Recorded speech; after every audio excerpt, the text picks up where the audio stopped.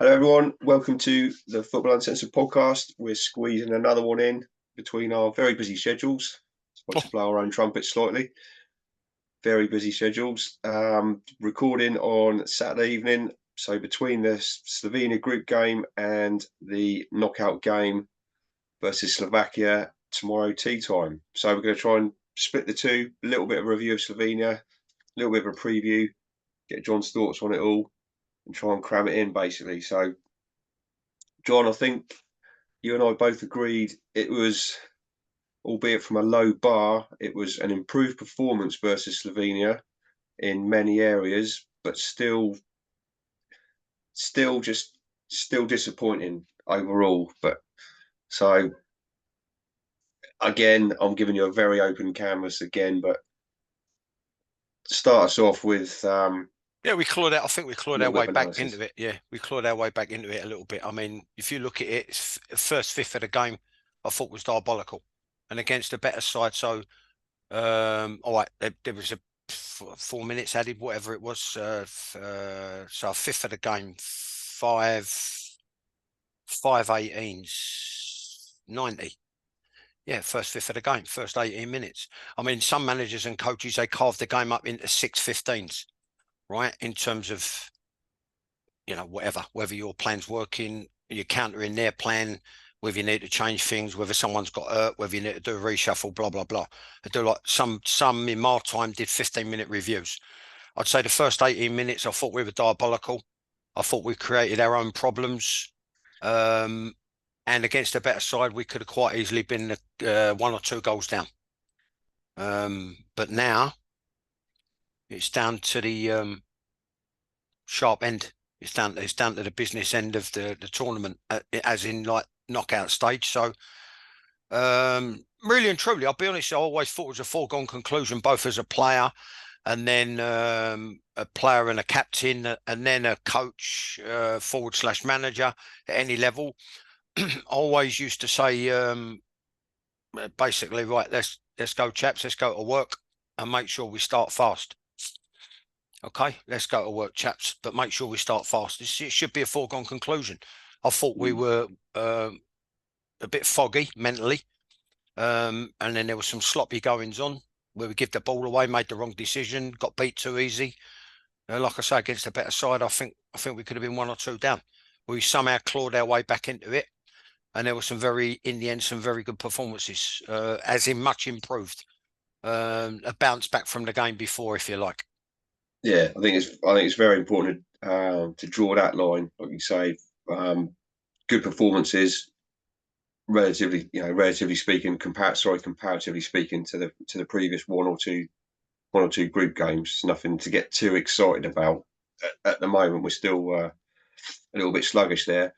One thing we touched on last episode, who we might like to see in the side and how we might like to see him line up, and you described 1, 2, 3, maybe 4 changes that you would like to see. As it turned out, Southgate just made the one, which was Alexander-Arnold to the subs bench and Gallagher to start in midfield. That lasted 45 minutes, possibly influenced by Gallagher's booking, but just talk us through that a little bit. I agree. One change. Yeah, I agree. And, I mean, yeah, he took a gamble and it ain't paid off in the respect. I think it's well documented now. Although you say one, it was really the 3 out of the 4 that I mentioned, because they ended up bringing on Gordon, Palmer before him, which is the two glaringly obvious ones.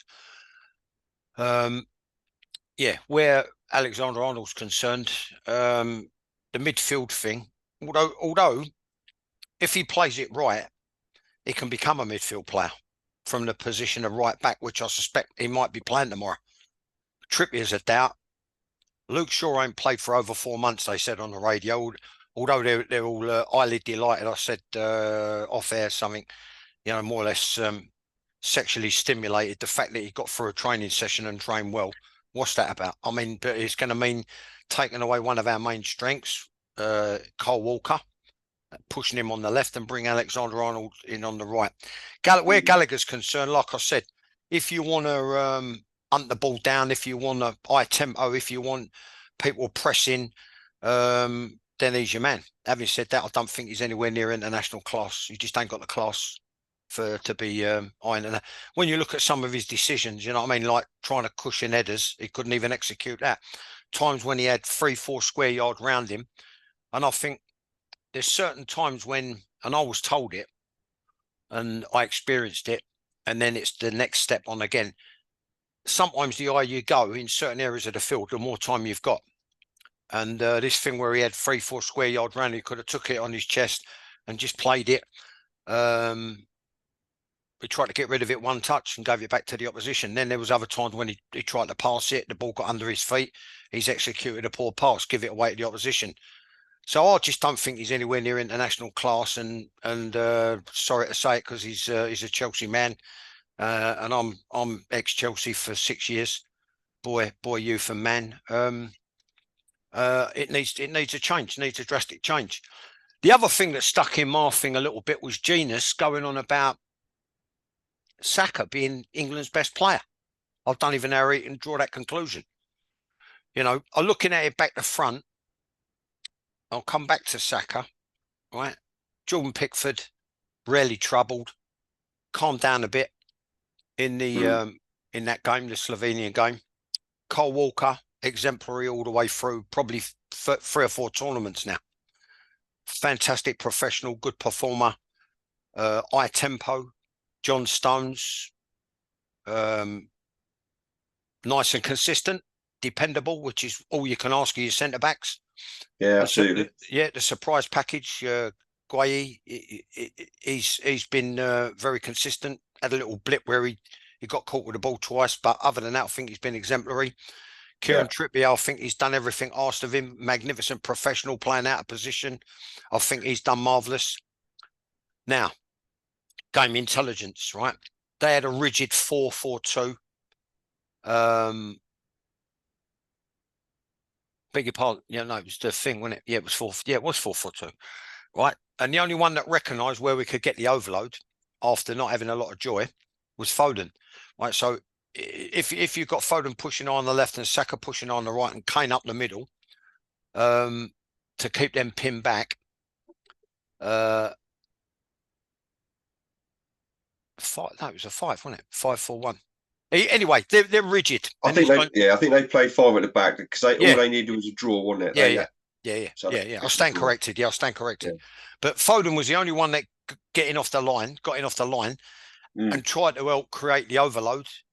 Because if you look at it in terms of the centre backs, 2v1, then you've got Rice, Gallagher to begin with, Mainu came on, more or less 2 against 2. Then you've got the wide players, and the fullbacks are engaged, and the wide players are pushing their fullbacks back, right? Then it needed someone to get inside. And if you look at any joy we had, it was from people running the ball inside or receiving the ball inside to create the 3v2 overload, right? And the one that I was highly delighted with, and I thought the one who showed the most game intelligence, and for me, he was man of the match, was Phil Foden. I was talking about Saka, Genius. I can't for the life of me see how he thinks he's been England's best player. He might have had a lot of touches, but if you have a good look, he ain't done anything with it, right? And what I'd like to see him do is mix his game up. He needs help, right? But you look at one of the occasions when he ran it inside, okay, they sort of shut the way, run it inside, and then there was in off the front, not back, not wide. Then there was a bit of combination play, and then the third man run from Foden. We almost got a goal from it. Okay. Yeah.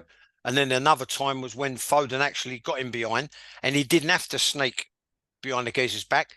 If you look at it again, he actually could have bent his run across the defender, because the defender was hypnotised. What I used to say to the kids, we used to say to defenders when I'm doing defensive drills, don't be hypnotised by the ball. You know what I mean? Open your body, wave your head, check.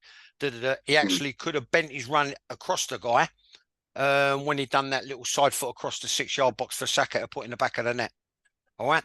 But sticking to Saka, I just don't think he's done enough. And I think he's become very predictable. He's become very easy to defend. And everyone that's defended against him, I think they've come out more or less on top, barring the odd flash. Right, this is what's got to happen. He's got to recognise he's got to recognise when someone's on their way into him, and he can actually skip round them. He's got to recognise when someone's defended well, got out the blocks, and then slowed on their approach, which is the correct way to defend. And they start to jock him because he takes a second, a third, a fourth, a fifth touch. It kills the tempo, 1. 2, it gives people a chance to shuffle across, right? 3, it nullifies any variety of the game. So I think he's got to make an early decision whether he's going to turn and go at someone, right? Yeah. Or whether what he can do, he can punch it into the front man if Kane holds his position, which he's having to do more and more because he can't run. He can't come deep and help the pattern of play and help the move, and then it be expected to spin in and flood the box. He ain't got the legs to carry him. So he can punch it into the front man, follow his pass and clear the space for the fullback. He can do the same again and clear the space for a rotating midfield player. He can punch it sideways to the midfield player who can go in off the front man and become a central midfield player or part of an overload. You understand? All little variations, little variables of what you can do as a wide man. And believe me, there's plenty more. Even from dead balls, there's plenty more. And I think he needs help, and I think he's got to mix it up more because he's become, in my opinion, well, I definitely don't think he's anywhere near what Gina said, England's best player. Sorry. No, I agree, and you make a good point where on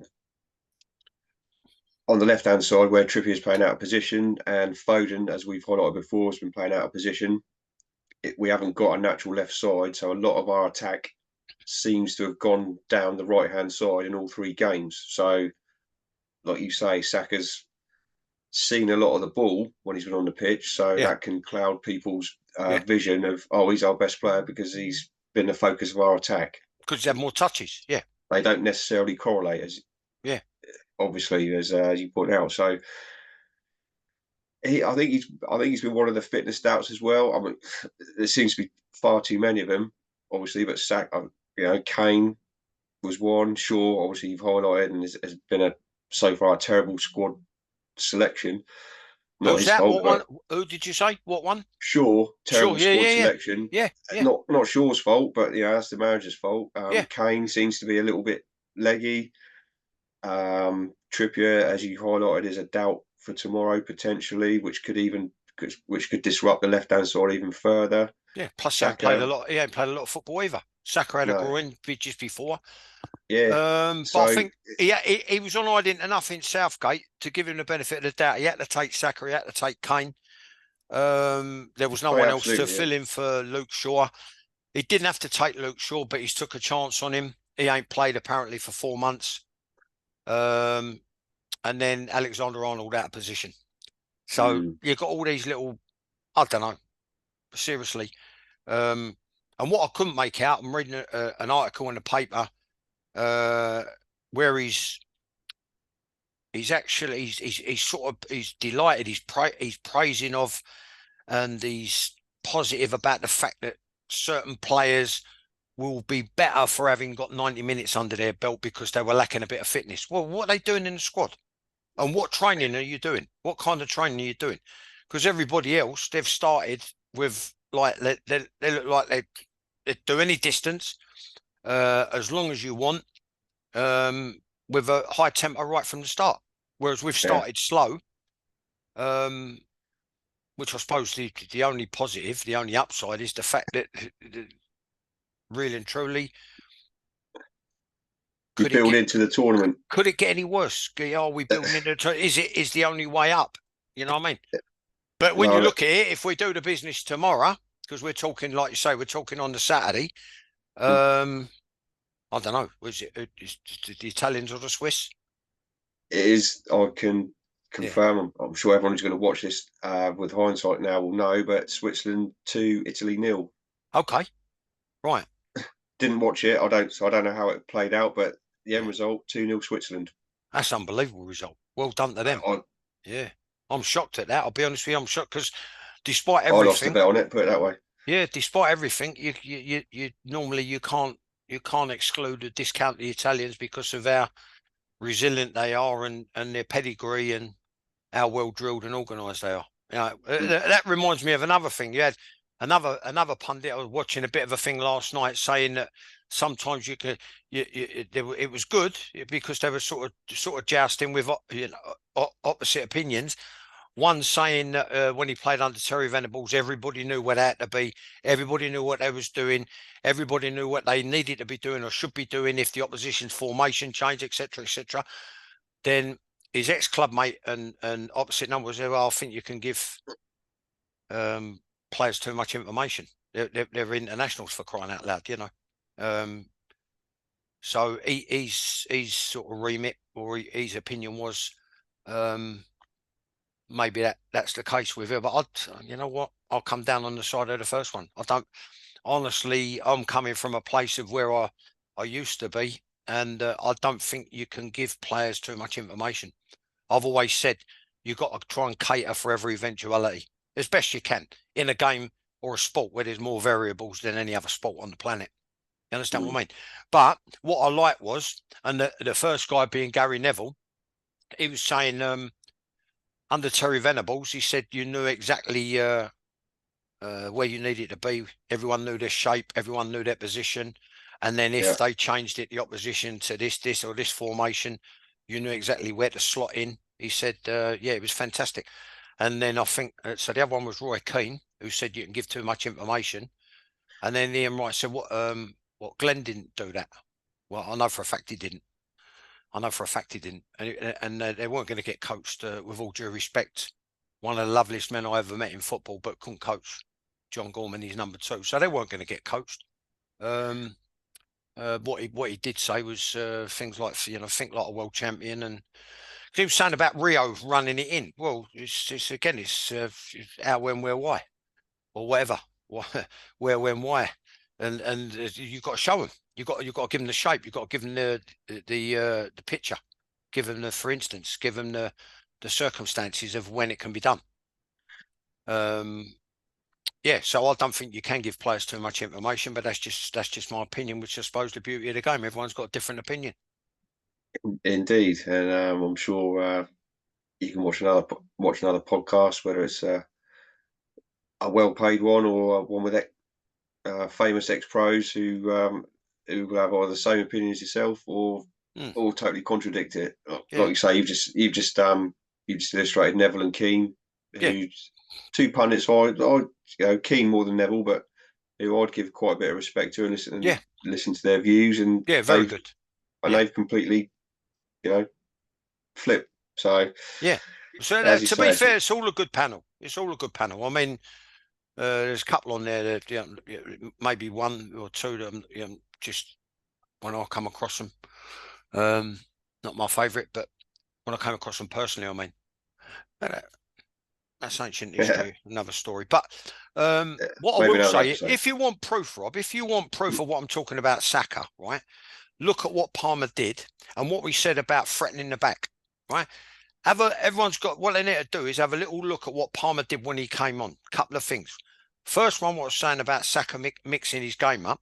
You look at the amount of times that Palmer went to wriggle down the side and then chopped back in, right? Yeah. And played a beautiful ball in behind inside, right? Didn't get round. There was a couple of times he did, but it didn't always get round and play the ball in behind or cross the ball in behind. There was times when he checked in and he laid that. And the second thing is with regards to threatening the back, a couple of times it was the case of he made the team threaten the back with a pass. It weren't the player that's gone with a big run, a big bendy run. Look at me, slot me in. He actually made it happen, and that's why I think he should play. I seriously think he should play. Well, that leads us in reasonably nicely. We've made the point, or you made the point that the subs that came on certainly impacted the game positively against Slovenia, albeit one or two of them had only a couple of minutes. I think Gordon only had the last couple of minutes. Not long enough. Was on. No, not long enough. Mainoo had the second half because he came on for Gallagher at half time, partly because of the booking, as we say. Yeah, I agree. And I think Palmer had about 20 minutes. And they couldn't take the chance with Gallagher, Rob, could they? You know, No, not at that level, someone gets a red card, you really are under the yeah, cosh big time. yeah, not Yeah, not not in a game like that. Agreed. So, yeah, but they all had to varying degrees and purely because of time on the pitch, positive impacts on the game. So, looking forward to tomorrow. I know we did this last week when we said what we and what you yeah, felt we should yeah, have selected for Slovenia, yeah, the final group game. yeah. Is it now even more compelling for Southgate to make 2/3 changes to the starting eleven, Yeah, I think so. Yeah, ignoring the injuries? Just yeah. I'd go with just Pickford, same back four. All right, but if Trippier's, they're going on about sure he's not match fit, and it's too big a game to come in, which obviously again I can't understand the gamble. Because if we progress through the tournament, we go from tomorrow to the last eight. Again, it's a big one-off game. Knockout. We're in knockout tournament football. Do you throw someone in who ain't played for 4 months? The answer is no. Probably no, unless you're desperate. So that means same back four. But if Trippier's got a problem, then I think it will be how they ended. Walker on the left, and I think it'll be Alexander-Arnold on the right. If all of the above doesn't come into it, I would say the same back five. Then I'm looking at the midfield. Rice, I would play Mainu with him. Maino. definitely Gallagher, he's a better player than Gallagher, a better technical player. He's better in tight areas. Bellingham, obviously. Kane, obviously. Foden. Now, the change I would make, I would switch it. Instead of starting Saka and bringing Palmer on, I would start with Palmer. And then let's see what happens when he tires people out with his passing and his probing and his threatening the outside and coming, checking in on the inside. Then we see after 70 minutes, then you bring Saka on when the for the left back's pace. cream crackered Yeah, with for the pace. a bit more pace. Definitely got the same trickery, but a bit more Mm. pace. And then you're playing against a more tired fullback. So why don't you reverse it? You understand what I mean? Yeah, If it's going a bit tits up, I think he's just got to go a little bit gung-ho with regards to more pace up front. So Watkins for Kane and Gordon for Foden after 70 minutes. That'd be my shout. yeah. I can't disagree. Like I said to you this afternoon, I was out there this afternoon. I was bloke got chatting to me, and he asked me about England and etc. etc. And I said, not dissimilar to what you've said, not quite with the same tactical knowledge and insight as yourself. And he said, "Yeah, lovely, nailed it. I've spoke to lots of people about this. I 100% agree." So I said, "Oh, I'm not taking the credit here," and I showed him a footage from our episodes last week, and I said, "There you go, not guilty. This is who said it." And so yeah, but Oh, point well, being, hopefully we've got another listener. well, Yeah. I like to think so. Yeah. I've sent in the link, so Yeah. hopefully So what you he got to do, tunes Rob, in. you've got to go around all Southampton. You know what I mean? So we get another few thousand and we start getting paid adverts and all that game. I'll do my best. Yeah. I can promise to do my best. But yeah, back on the thing. Yeah, I agree. Southgate historically, again, as we've said, he's not one for. It's not his go-to thing. Drastic changes. So whether it's debatable whether he'll make any drastic changes for tomorrow, Mm, but mm. whether he's learned from the other night. All part of the contradiction, all part of the hypocrisy and contradiction of it all. You can't, you can't expect players to take risks if you don't show them that you're prepared to take risks with something innovative, something radical, something new, something different, whether it's you or your staff that you've appointed. Sorry. Mm, And also you've got to juggle it around so that you're causing problems. Like I said about Foden giving them a marking problem, you've got to juggle it around to give the opposition something to think about. Whereas at the moment, I just think like I don't even know where that come from. They said about the bit more fluidity. I didn't see it other than when Foden was involved. That's because no, and it, he recognised to get in off the line and just leave them there to five, and the two on that side were basically redundant because they weren't going to come in, they weren't going to push in. and change their shape for anybody. They were very rigid, you know what I mean? So he's like, I thought it was massive credit to him, great football intelligence on Foden's part. Again, blowing our trumpet again slightly, but he is our. I know Bellingham is welcome. Foden is our. I think he's our best. He's our best player. He's our best footballer, and he's definitely frustrated. I think being stuck on the left, and you can see him. Like you've said, he's drifting. The last probably game and a half, he's drifted in from the left to try and influence the game more. And he's played more central, and that's when we have created a bit more. So yeah. I hope he starts at 10 personally. Whether he will or not, I don't know. But yeah, well, we'll see. We'll see it tomorrow. We will see tomorrow. One thing about now all the qualification has been laid out, and as we said, one knockout game's been played this afternoon, and Switzerland have knocked out Italy. Yeah, there's been a lot of media talk about our side of the draw's opened up, blah blah blah, because you've got Germany, Spain, Portugal, France over the other side. Yep. And the bookies have made us favourites again. I looked this morning. I like a bet, as you know, and we're tournament favourites again. But I would argue a lot of teams in our half of the draw are having a look and thinking, well, we quite fancy it. You know, like who are England? Like who? I think. Listen, the bookies don't often get it wrong. They're renowned for being stingy, tight with the odds, etc. And I think it's a good call, purely and simply for one reason and one reason only, Rob. In qualification for the last 6 tournaments, we've had a fairly smooth and easy ride. And a lot of nondescript nations, football nations who we've beat. Then we've got to the tournament itself and we've been in the kindest of groups. And then in whatever side of the draw, this side, that side, the other side, upside, downside, we've had a very kind draw that's given us the opportunity to get to the last 8, the last 4, and on one occasion the final. You know what I mean? So yeah, listen, you can have a punt. I think they're right. I mean, like I said, they're renowned for being stingy. I think we are, and we should be worthy favourites. Because tomorrow, I think I've got a sneaky feeling us by the odd goal. Right, so 1-0, 2-1 maybe. Hope so. And then Switzerland are doable. They're beatable. Apart from the little stocky geezer up front who used to play for Liverpool and Xhaka, I can't think of any Swiss players. You know, I mean, they're not like renowned at the world stage. And then, like I say, we're down to the business end of it.